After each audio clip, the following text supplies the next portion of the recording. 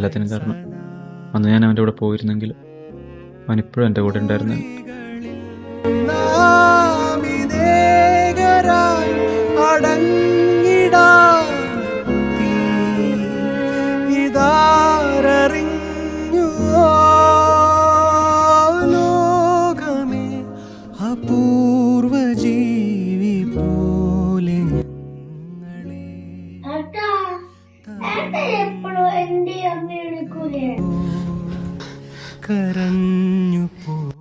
അവനെവിടെയും പോയിട്ടില്ല, അവനെൻ്റെ കൂടെ തന്നെ ഉണ്ട്.